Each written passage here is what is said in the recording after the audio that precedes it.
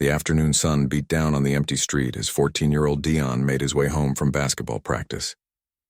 His worn sneakers scuffed against the pavement as he cut through the wealthy part of town. A shortcut his mom didn't exactly approve of, but one that saved him 15 precious minutes. Dion wiped sweat from his forehead, adjusting his backpack straps as he walked. The houses here were different. Sprawling lawns, fancy cars, and circular driveways, and gates that seemed to whisper, "You don't belong here." But Dion kept his head high. His mom always told him he had every right to walk anywhere as long as he was respectful. The peaceful quiet of the neighborhood was broken by the sound of someone muttering in frustration. Dion slowed his pace, curiosity getting the better of him. Just ahead, a sleek black luxury car sat awkwardly tilted to one side on the shoulder of the road. A man in an expensive-looking suit paced beside it, staring at the clearly flat tire with his phone pressed to his ear. "Yes, I understand," the man was saying, his voice tight with irritation. "But surely someone can come sooner than—" He stopped mid-sentence, looking at his phone screen. "Perfect." Call dropped. Dion hesitated. His mom had always warned him about approaching strangers, especially in neighborhoods like this where people sometimes looked at him with suspicion, just for existing. But something about the man's helplessness tugged at him. He remembered how his uncle had taught him to change a tire last summer, telling him it was a skill every man should know. Taking a deep breath, Dion approached cautiously. "Excuse me, sir? Do you need some help with that tire?" The man turned, surprise flashing across his weathered face. He was older than Dion had first thought, probably in his 60s, with silver-streaked hair and intelligent eyes behind expensive glasses. For a moment he just stared at Dion, and the boy felt his confidence waver. "I know how to change a flat," Dion added quickly. "My uncle taught me." The man's expression softened into something between relief and curiosity. "You do? That would actually be incredibly helpful. Roadside assistance just informed me they're backed up for hours." He extended his hand. "I'm Richard Bennett." "Dion," the boy replied, shaking the man's hand with the firm grip his grandfather had taught him. "Nice to meet you." "Dion, I'd be grateful for your assistance if you're willing." Dion nodded, setting his backpack down on the grass nearby. "Do you have a spare and a jack in your trunk?" Richard looked slightly embarrassed. "I assume so. This car came with all the bells and whistles, but I've never had to check." With a confidence that surprised even himself, Dion moved to the back of the car. "Let's take a look." The trunk popped open to reveal an immaculately clean space with compartments built into the floor. Dion found the hidden panel and pulled it up, revealing a compact spare tire, jack, and tire iron, all untouched and factory new. "Perfect," Dion said, pulling out the equipment. "This shouldn't take too long." As he worked positioning the jack under the car frame, Richard watched with undisguised interest. "Where did you learn to do this?" "My Uncle Ray," Dion replied, pumping the jack to lift the car slowly. "He's a mechanic. Says every person should know basic car stuff even if they never use it." The car began to rise steadily off the ground. "He taught me last summer when I stayed with him for a few weeks." "Your uncle sounds like a wise man," Richard commented, loosening his tie in the heat. "Those practical skills seem to be getting rarer these days." Dion nodded, focused on his task. "That's what he says too. Always telling me how kids nowadays only know how to fix things by Googling or watching videos." He grunted slightly as he started removing the lug nuts, but he believes in learning by doing. Richard chuckled. "I run a tech company, but I have to agree with him. There's something valuable about hands-on experience that can't be replaced." Dion paused, looking up with new interest. "A tech company? What kind?" "We develop software solutions for healthcare systems," Richard said, "helping hospitals manage patient data more efficiently, tracking treatment outcomes, that sort of thing." "That sounds important," Dion said, resuming his work on the lug nuts, placing them carefully in the hubcap so they wouldn't roll away. Another of his uncle's tips. "It can be," Richard nodded, "when it works right. Technology is only as good as the people designing it." He watched as Dion carefully removed the flat tire. "You're quite good at this. Very methodical." Dion couldn't help but feel a flush of pride at the compliment. "Thanks, it helps to have a process, you know? My uncle says if you follow the steps in the right order, you avoid making mistakes. Your uncle and I would get along." Richard smiled. That philosophy applies to programming too. As Dion positioned the spare tire onto the wheel studs, he felt comfortable enough to ask, So how come someone who runs a tech company doesn't know how to change a tire? Richard laughed, a genuine sound that crinkled the corners of his eyes. Fair question. I grew up in the city. Never needed a car until I was well into my 20s. By then, I could afford to pay people to fix things for me. He shook his head. Not my proudest admission. My father would be disappointed. He was big on self-reliance. My mom's the same way, Dion said, carefully threading the lug nuts back onto the wheel. She works 2 jobs sometimes, but she never complains. Says being independent is something no one can take from you. Something shifted in Richard's expression. A new kind of interest. More focused. Your mother sounds like a remarkable woman. She is, Dion agreed, tightening each nut partially before going back to tighten them in a star pattern, exactly as his uncle had shown him. She's the hardest working person I know. They fell into a comfortable silence as Dion finished securing the wheel and lowered the car back to the ground. The whole process had taken less than 20 minutes, but in that time, something had changed in the air between them, a mutual respect that transcended their different worlds. There you go, Dion said, wiping his hands on his basketball shorts. Good as new. Well, not really, that's just a temporary spare. You shouldn't drive too fast on it, and you should get a real tire put on as soon as you can. Richard looked genuinely impressed. Remarkable job, Dion. I can't thank you enough. He reached for his wallet. Please let me give you something for your trouble. Dion shook his head, suddenly uncomfortable. No thanks, sir. I was just helping out. I insist, Richard said, pulling out some cash. You saved me hours of waiting. But Dion stood firm. My grandpa always says a good deed done for payment isn't a good deed anymore. It's just a transaction. He bent down to put the tools back in the trunk. Besides, it wasn't any trouble. Richard studied the young man before him with new eyes, putting his wallet away slowly. Your grandfather sounds as wise as your uncle. He paused, seeming to consider something. Then he reached into his jacket pocket and pulled out a business card. If you won't accept payment, would you at least take my card? Dion hesitated, then accepted it. The card was thick and cream-colored with embossed lettering. Richard Bennett, CEO Health Tech Solutions. I have a feeling we might have more to talk about. Dion, Richard said, taking a pen from his pocket. He wrote something on the back of the card. That's my personal number, not my assistant's line that's on the front.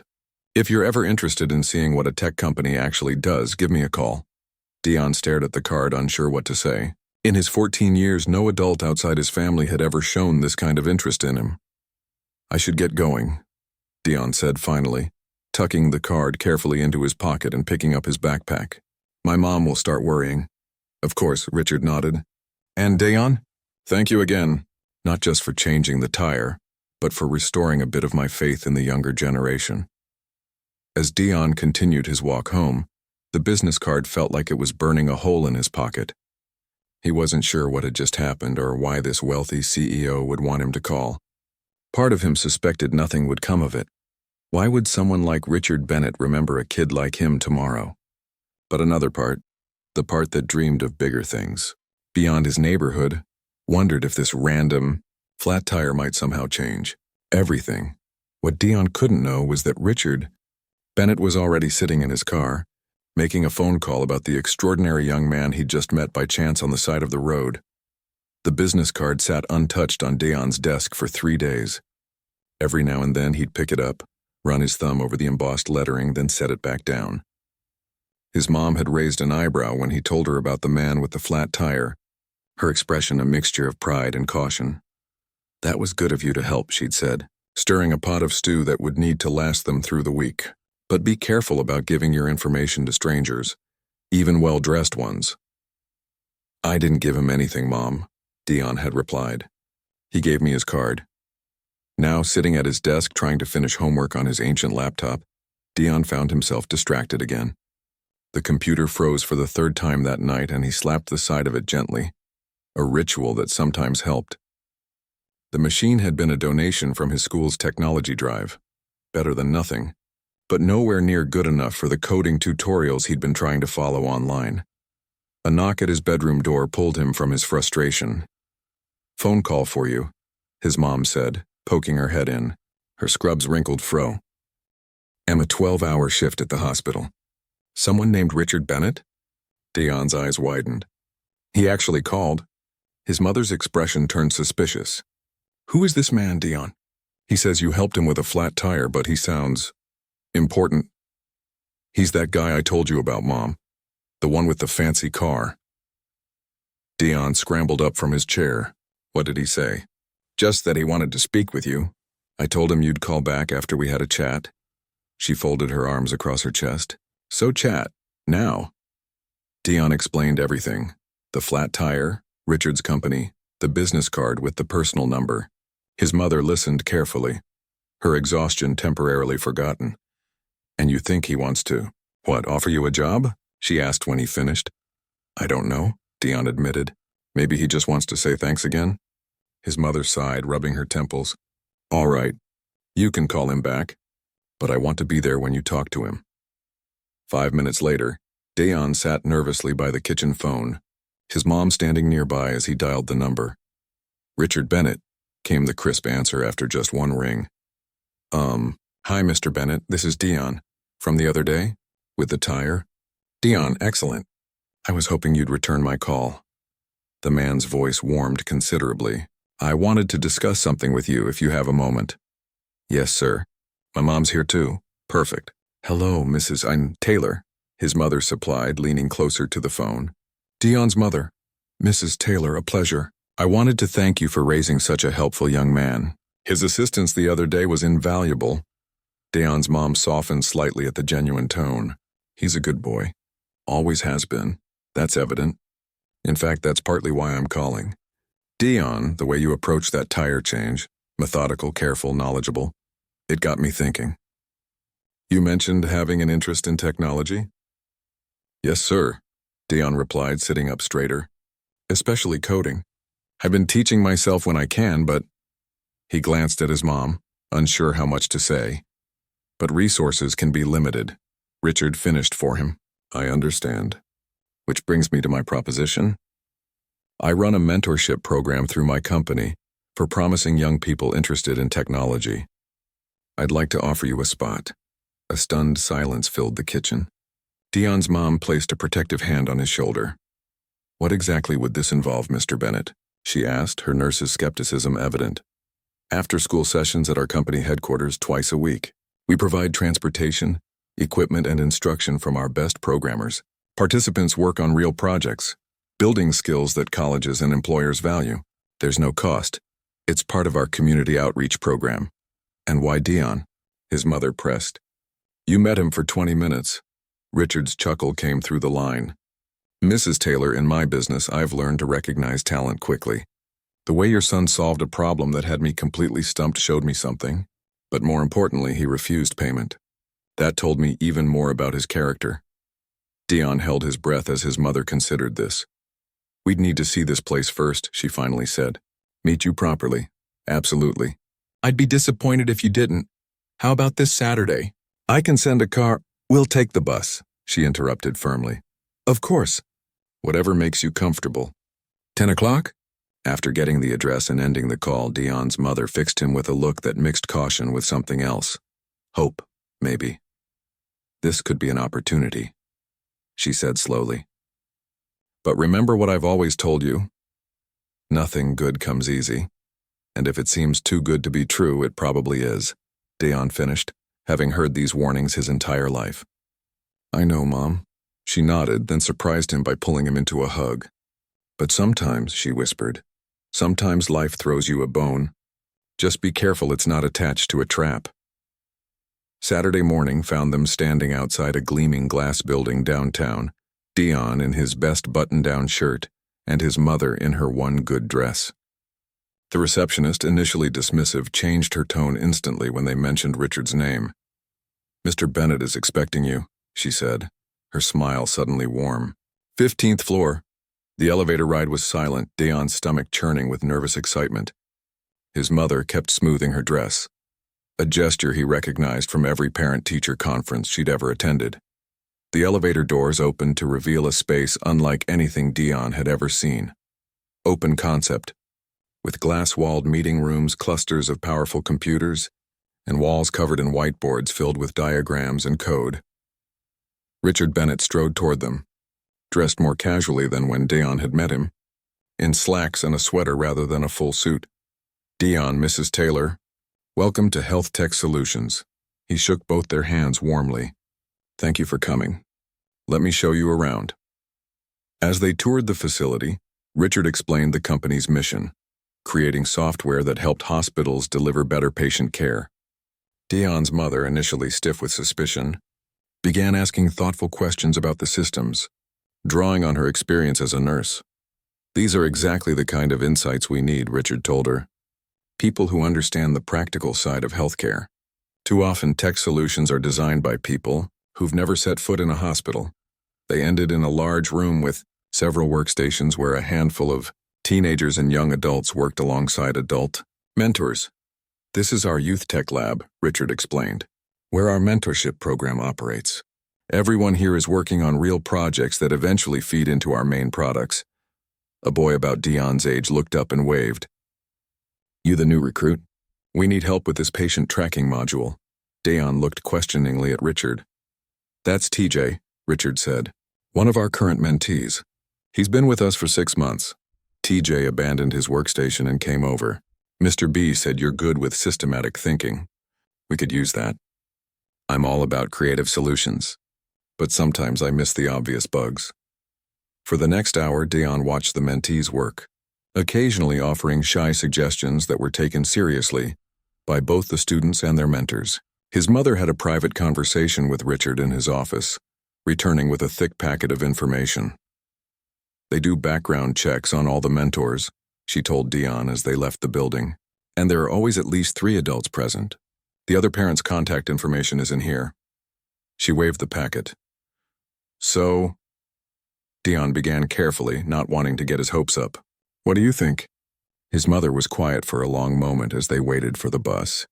I think, she said finally, that you need to get your homework done earlier on Tuesdays and Thursdays from now on.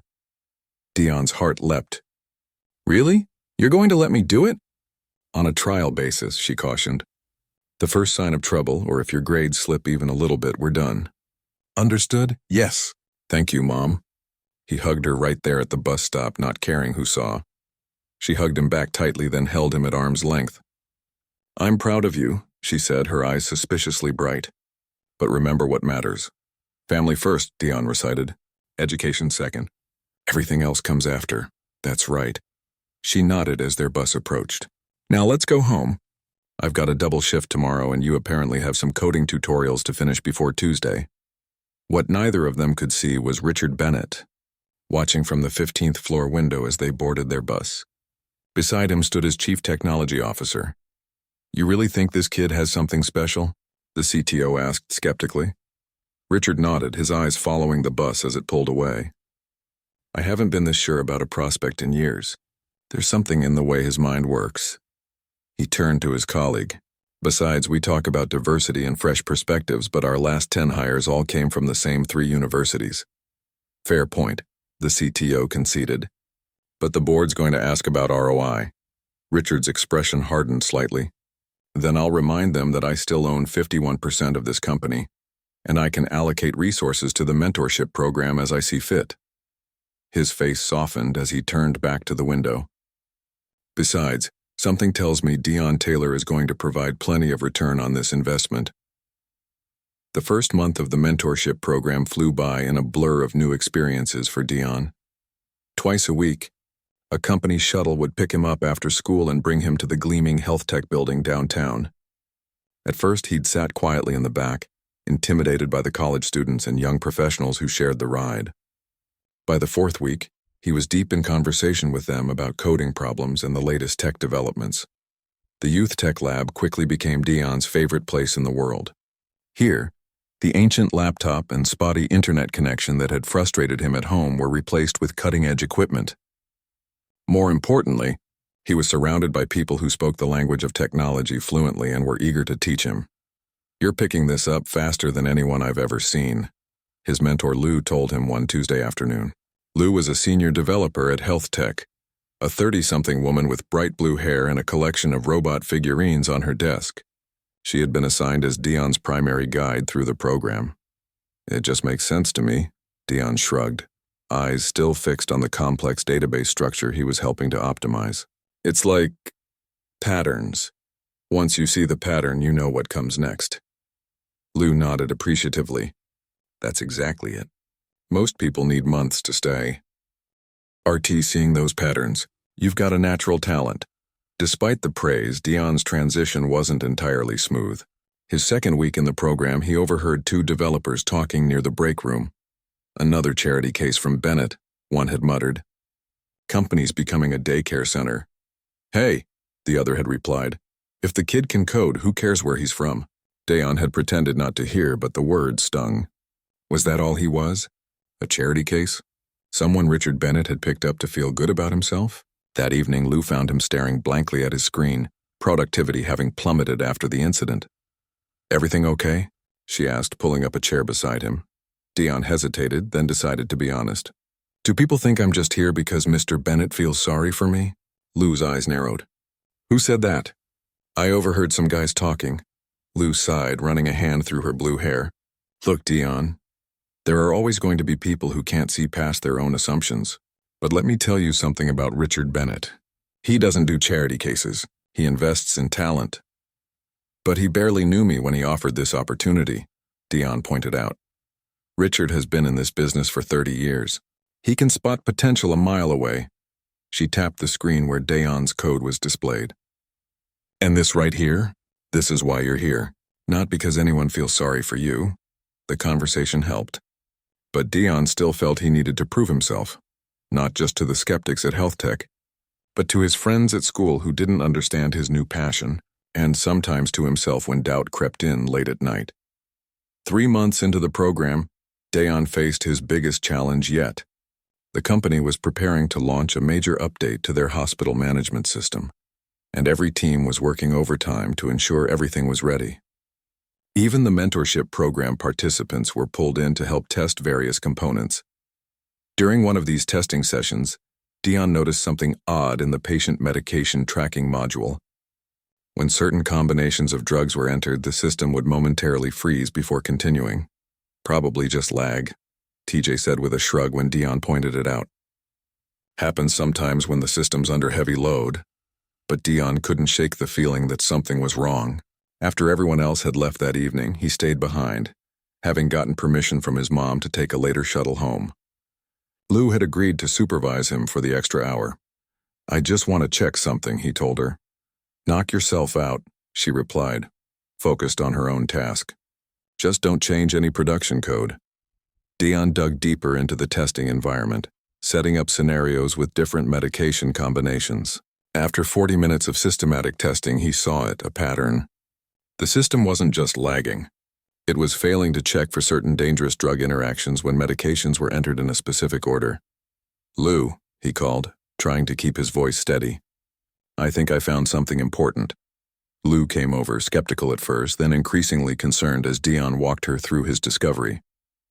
This is serious, she finally said. In a real hospital, this could lead to patients getting dangerous drug combinations without any warning flags.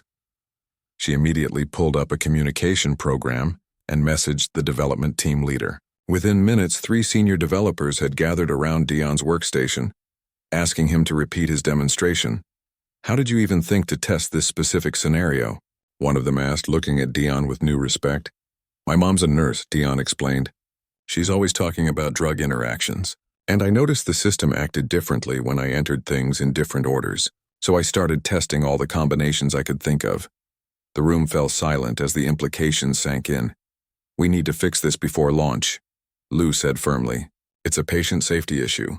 Launch is in 2 weeks, another developer objected. We'd have to rebuild and retest the entire medication module. Then we'd better get started, came a voice from the doorway. Richard Bennett stood there, apparently having been called in despite the late hour. Sir, the lead developer began. We're looking at a significant delay. I don't care, Richard cut him off. We don't ship products that could harm patients, period. He turned to Dion. Can you show me exactly what you found? For the next half hour, Dion walked Richard through his discovery, explaining each step of his testing process. When he finished, Richard was silent for a long moment. Impressive work, he finally said. You may have just saved our company from a potentially devastating mistake. He addressed the entire room. I want a complete solution on my desk by Monday. Pull whatever resources you need. As the developers dispersed to begin working on the fix, Richard pulled Dion aside. Your mother must be wondering where you are. Let me drive you home. 15 minutes later, Dion found himself in the passenger seat of Richard's luxury car, a newer model than the one with the flat tire, but just as impressive. They rode in comfortable silence for a while before Richard spoke. You know, when I started this company 20 years ago, I made a terrible mistake in our first product. It wasn't as serious as what you found tonight, but it was bad enough that we lost a major contract. Dion listened, surprised by the personal admission. I learned then that the most valuable people aren't the ones who never make mistakes. They're the ones who find mistakes before they become disasters. Richard glanced over at him. That's a rare quality, Dion. I was just being thorough, Dion said modestly. Exactly. Richard smiled. That thoroughness may have just saved patients from harm, and saved my company from a lawsuit we might not have survived. When they pulled up to Dion's apartment building, his mother was waiting outside, concern etched on her tired face. Richard insisted on explaining the situation personally. Your son identified a critical flaw in our system, he told her, one that more experienced developers missed. He showed exceptional insight. Dion's mother listened, her expression softening from worry to pride. That sounds like my boy, she said finally, always noticing things others don't. Later that night, as Dion was getting ready for bed, his mother appeared in his doorway. I got a call from Mr. Bennett after he left, she said. Dion looked up, curious. What did he say? He's offering to make your position more official. A proper paid internship with more hours if you want them. She sat on the edge of his bed. He also mentioned something about a scholarship fund for college. Dion's heart raced. What did you tell him? I told him we'd think about it. She fixed him with a serious look. This is getting real, Dion. Are you sure this is what you want? This path he's opening for you? Dion thought about the rush he'd felt when he'd solved the problem, the respect in the developer's eyes, and the sense of purpose that had filled him when he realized his work could actually help people, like the patients his mother cared for every day. Yeah, Mom, he said with quiet certainty. I'm sure, she nodded slowly. Then I'll call him tomorrow. But, she added with a stern look that couldn't quite hide her smile, your grades still come first, and you're still doing your chores around here. No exceptions for big-shot programmers? Yes, ma'am, Dion grinned, wrapping his arms around her in a tight hug. What neither of them could have predicted was how quickly things would change from that point on, or how Dion's discovery would ripple through health tech solutions, transforming not just his own future, but the culture of the entire company. News of Dion's discovery spread through health tech solutions like wildfire. The medication module bug, now referred to around the office as the Taylor catch, had required an all-hands-on-deck approach to fix before launch. 2 weeks turned into 4 as the team rebuilt the system's safety protocols from the ground up. For Dion, the aftermath brought unexpected changes. His after-school sessions increased from 2 days to 4, with his mother's careful approval. A new laptop appeared at his workstation, the latest model with specs that made TJ whistle with envy. And most surprisingly, he was invited to join development team meetings, where his input was actually requested.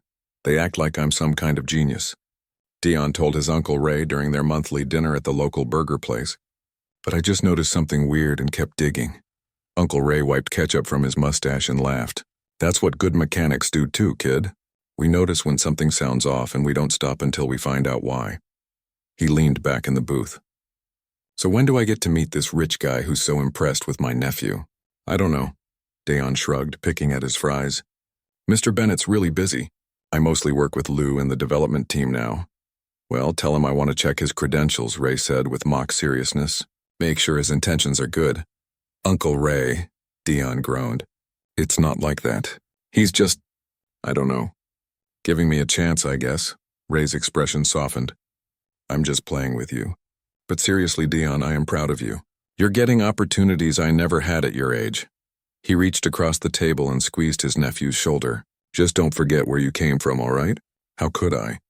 Dion smiled. Mom reminds me every day. 6 months after the flat tire incident, Dion sat in a conference room at Health Tech, surrounded by executives he'd only glimpsed in passing before. Richard Bennett presided at the head of the table with Dion nervously perched at his right hand. As you all know, Richard Y. S. saying, our latest release has been extremely well received. Patient safety incidents at Memorial Hospital are down 30% since implementation. He glanced at Dion, and we have our youngest team member to thank for ensuring the medication module was properly vetted before launch. Dion felt his face grow hot as a dozen pairs of eyes turned to him. The Taylor safety protocol is now being integrated into all our products, Richard continued. But I didn't call this meeting to hand out compliments. His tone shifted, becoming more serious. We have a problem with our diversity initiative. The room grew uncomfortably quiet. Our hiring pool remains too narrow, Richard said. We're pulling talent from the same 3 universities, the same socioeconomic backgrounds, the same life experiences. And what does that give us? Blind spots. He gestured toward Dion. Blind spots that someone with a different perspective spotted immediately. One of the executives, a gray-haired man with an expensive watch, cleared his throat. Richard, with all due respect, we can't base company policy on one exceptional case. Why not? Richard challenged. Dion isn't exceptional because of where he came from. He's exceptional because he thinks differently than the rest of us. And I want more of that. The board is concerned about the mentorship program's expansion, another executive said. The costs are significant and the ROI is difficult to quantify. Richard's jaw tightened. Is that the message from the board? Or just from you, Victor? The man named Victor shifted uncomfortably. We have shareholders to answer to. You're proposing to triple the program's budget with no clear path to profitability. No clear path? Richard repeated incredulously. The Taylor catch saved us from a potential lawsuit that could have cost millions. Not to mention the patients who might have been harmed. Dion wanted to disappear into his chair. He'd never been in the middle of a business argument before, and it made him deeply uncomfortable to be the subject of debate. Look, Richard continued, his voice calmer, I've prepared a full proposal. Review it and we'll discuss it next week. But I want to be clear, this isn't just charity. This is business strategy. We need fresh perspectives to stay competitive. He stood, indicating the meeting was over. Dion, could you stay behind for a moment? As the executives filed out, some nodding politely to Dion while others avoided eye contact, Richard closed the door behind them. Sorry about that, he said, returning to his seat. Corporate politics, not the fun part of the job. It's okay, Dion said quietly. But maybe they're right. The program is expensive and I'm just one kid. Richard studied him thoughtfully. Do you know what the most valuable resource in business is, Dion? Money? Dion guessed. No, ideas. Richard leaned forward. Capital is everywhere these days. What's rare are people who see things differently, who solve problems others don't even recognize. He smiled slightly, like spotting a dangerous medication interaction pattern that a team of highly paid developers missed. Dion looked down, embarrassed by the praise. But that's not why I asked you to stay, Richard continued. I wanted to talk to you about your future. Dion looked up, curious. You'll be applying to colleges soon. I'd like to help. I've been saving the internship money, Dion said, and my grades are good. Maybe I could get a scholarship. I'm sure you could, Richard nodded. But I had something more specific in mind. What would you think about MIT? Dion's eyes widened. Massachusetts Institute of Technology? I could never afford that. You wouldn't have to, Richard said simply. I've been talking with their admissions department about establishing a scholarship program for promising students from underrepresented backgrounds in tech. A scholarship program? Dion repeated, trying to process what he was hearing. The Richard Bennett Scholarship, Richard confirmed, and I'd like you to be the first recipient. Dion sat in stunned silence, unable to form words. You don't have to decide anything now, Richard added quickly.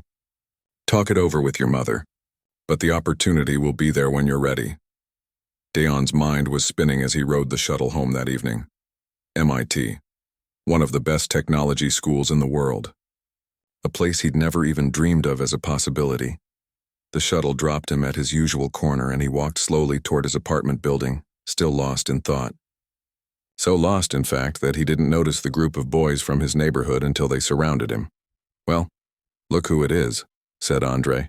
a senior from his school who'd never paid him much attention before. The computer genius, Dion tensed. "Just heading home, Andre?" "In your fancy clothes," another boy said, eyeing Dion's button-down shirt, part of the informal dress code at Health Tech. "From your fancy job downtown. It's just an internship," Dion said, trying to step around them. Andre blocked his path. "Heard you don't hang out anymore. Too good for the neighborhood now?" "That's not true," Dion protested. "I've just been busy. Too busy for your friends? For people like us?" Andre's tone hardened. "Think you're special because some rich white dude gave you a job?" The words stung because they touched on Dion's own private fears. That he was somehow betraying his roots, becoming something unrecognizable to the people he'd grown up with. "It's not like that," Dion said quietly. "Then what's it like?" Andre demanded. "Because from where we're standing, you vanished into those fancy downtown buildings and never looked back." Dion took a deep breath. "You want to know what it's like? It's hard work. It's staying up late coding after finishing regular homework. It's trying to prove I belong in rooms where nobody looks like me." His voice grew stronger. "And yeah, it's an opportunity. A big one. But that doesn't mean I've forgotten where I came from." The boys exchanged glances, Andre's hostile expression faltering slightly. "Look," Dion continued, "if any of you want to check it out, I can talk to Mr. Bennett about the mentorship program. They're expanding it, looking for more people. For real?" One of the younger boys asked, interest flickering across his face before Andre shot him a look. "For real," Dion confirmed. "The only reason I got in was dumb luck, helping a guy with a flat tire. But there's no reason you guys couldn't get in too." Andre studied him for a long moment. "You really think they'd take kids from this neighborhood?" "They took me," Dion pointed out. "And I'm working on making sure they take more." That's what today's meeting was about. The tension in the group eased slightly. Andre stepped aside, letting Dion pass. "I'll think about it," he said, his tone neutral but no longer hostile. As Dion continued home, he realized something important had just happened. For the first time, he'd defended his new path without apologizing for it.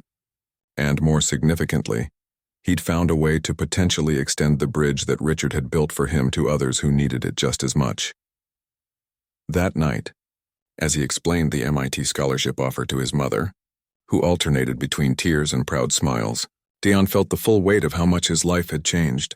In just 6 months, all because he'd stopped to help someone with a flat tire. What he didn't yet realize was that the most significant challenge still lay ahead, one that would test not just his technical skills, but his courage and integrity as well. The boardroom at Health Tech Solutions hummed with tension as Dion sat nervously between Richard Bennett and Lou. Across the polished table sat 5 stern-faced board members, including Victor, the executive who had questioned the mentorship program's expansion. At 18 years old, just weeks away from his high school graduation, Dion had never imagined he'd be in a meeting like this. "Let's get straight to the point," said the board chairwoman, a formidable woman with steel gray hair and piercing eyes. "Mr. Taylor, we understand you've raised concerns about Project Lighthouse." Dion swallowed hard, feeling the weight of what he was about to do. Project Lighthouse was Health Tech's most ambitious initiative yet, an artificial intelligence system designed to predict patient outcomes and recommend treatment plans. The project represented millions in investment and countless hours of development. "Yes, ma'am," Dion said, his voice steadier than he felt. "I believe there's a serious flaw in the system." Victor leaned forward. "A flaw that somehow our entire AI team missed, but you, a high school student, discovered?" "Victor," Richard warned, but Dion touched his arm. "It's okay," he said quietly. Drawing a deep breath, he continued. "When I was assigned to help test the system 2 months ago, I noticed something strange in the pattern of recommendations." Lou slid a tablet toward the center of the table. Dion compiled his findings in this report. "I verified his analysis independently." The chairwoman picked up the tablet, skimming through the document with a frown. "Explain this to me in simple terms, Mr. Taylor." Dion nodded. "Project Lighthouse makes different recommendations for patients depending on their zip codes. Patients from wealthier neighborhoods receive more aggressive treatment plans than patients with identical symptoms from poorer areas." A heavy silence fell over the room. "The AI wasn't programmed to do this," Dion continued, "but it learned from historical data. past treatment decisions made by doctors. The system picked up on patterns of inequality in healthcare and replicated them. Victor waved a dismissive hand. All AI systems have limitations. We can add a disclaimer. A disclaimer won't help patients who are receiving substandard care recommendations, Lou countered. The chairwoman handed the tablet to another board member. If this is accurate, it's extremely concerning. But delaying launch would cost the company millions. Richard spoke up. The cost of launching a flawed system would be far greater, both financially and ethically. With all due respect, Richard, Victor said, we can't halt a major product launch based on the observations of an intern. My observations are backed by data, Dion said, his confidence growing. And this isn't just a technical issue. This is about people's lives. He thought of his mother, working long hours caring for patients in neighborhoods like his own. If hospitals implement this system as is, it will reinforce existing healthcare inequalities. The room fell silent again as the board members exchanged glances. What do you propose? The chairwoman finally asked. Dion straightened in his chair. I've been working on a solution. He gestured, and Lou pulled up a new document on the board screens. We can implement an equity balancer in the algorithm that identifies and corrects these biases. And how long would that take? Victor asked skeptically. 3 months, Lou answered. Maybe 4. Impossible, Victor shook his head. Our investors are expecting a launch next quarter. Then we tell them the truth, Richard said firmly. That we found a critical flaw and we're fixing it. The stock will take a hit, warned another board member. Temporarily, Richard acknowledged. But imagine the hit when the media reports that our AI system discriminates based on socioeconomic status. The debate continued for another hour, growing increasingly heated. Throughout it all, Dion remained calm, answering technical questions and standing firm on the importance of fixing the system before launch. Finally, the chairwoman called for a vote. 3 hands raised in favor of postponing the launch to implement Dion's fix. 2 against. It's decided then, she announced. Project Lighthouse launch will be delayed pending algorithm revisions. She fixed her gaze on Dion. Mr. Taylor, since you identified the problem and proposed a solution, you'll be part of the team implementing it. But he's leaving for MIT in the fall, Victor protested. Then he'd better work fast, she replied with the ghost of a smile. Meeting adjourned. As the board members filed out, Richard turned to Dion with a look of unmistakable pride. That took courage, he said quietly. I was terrified, Dion admitted. Courage isn't about not feeling fear, Richard told him. It's about doing what's right despite it. The summer passed in a whirlwind of long days and late nights as Dion worked alongside Lou and the AI team to implement the equity balancer. The solution was elegant but complex, requiring fundamental changes to how the system processed patient data. Word of what happened in the boardroom that day spread throughout the company. Some employees viewed Dion with new respect. Others resented the delay he had caused. But as weeks passed and the improved system began taking shape, even the skeptics had to admit that the changes were necessary. One evening, as Dion was leaving the office, he found Victor waiting by the elevator. Got a minute? The executive asked. Dion nodded, bracing himself. I owe you an apology, Victor said, surprising him. I was wrong about the system. And about you. Thank you, Dion replied simply. I've been in this industry 30 years, Victor continued. Sometimes I forget why I got into healthcare technology in the first place. He extended his hand. The equity balancer is good work. It's going to help a lot of people. Dion shook his hand, understanding that in the world of corporate politics, this was a significant moment. As the summer drew to a close, the revised Project Lighthouse system passed all tests with flying colors. The launch was rescheduled for the following month, just after Dion would begin his freshman year at MIT. The day before Dion was set to leave for Massachusetts, Richard Bennett invited him and his family to dinner at his home, a beautiful house overlooking the city. Dion's mother, Uncle Ray, and his younger sister were all slightly wide-eyed, as they were welcomed into the kind of home they had only seen on TV. First time I've been in a place with a view like this where I wasn't fixing the plumbing, Uncle Ray joked, instantly breaking the ice. During dinner, Richard raised his glass in a toast. To Dion, who changed health tech solutions far more than we changed him. Later, As they enjoyed dessert on the terrace, Richard took Dion aside. "I have something for you," he said, handing over an envelope. Inside, Dion found a letter announcing the official launch of the Bennett Taylor Scholarship Fund, a program that would provide full rides to top tech universities for 10 students from underserved communities each year. "You named it after me?" Dion asked, stunned. It seemed appropriate. Richard smiled. "After all, you're its inspiration." "I don't know what to say," Dion managed. "You don't have to say anything.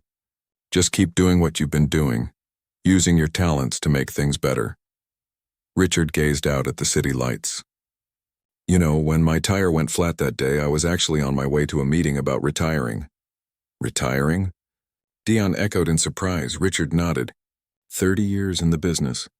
I was tired. Felt like I'd lost my purpose." He turned back to Dion. "Then you came along and reminded me why I started this company in the first place, to make healthcare better for everyone, not just those who can afford it." Across the terrace, Dion could see his mother laughing at something Uncle Ray had said. His sister was excitedly showing Lou pictures on her phone. Two worlds that had once seemed impossibly distant were now connected. "Tomorrow you start a new chapter," Richard continued. "MIT will open doors for you that I never could. But remember," "I know," Dion smiled. "Never forget where I came from." "Actually," Richard chuckled, "I was going to say remember to call your mother regularly. But that works too." 5 years later, Dion stood on a different stage, this one at his old high school. The auditorium was filled with students, many from the same streets where he'd grown up. "Success isn't just about being in the right place at the right time," he told them. "Though sometimes that helps." This earned a laugh from the audience. "It's about being prepared to seize opportunities when they come. It's about having the courage to speak up when something isn't right, and it's about bringing others along with you." In the back of the room stood Richard Bennett, now semi-retired but still chairman of Health Tech Solutions. Beside him was Dion's mother, recently retired herself thanks to her son's success.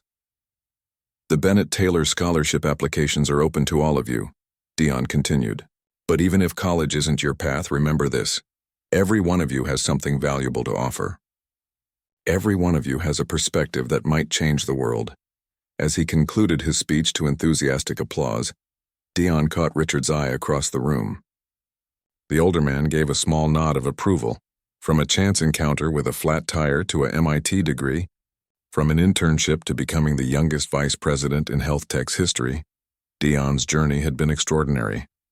But perhaps his greatest achievement wasn't the code he'd written or the systems he'd improved.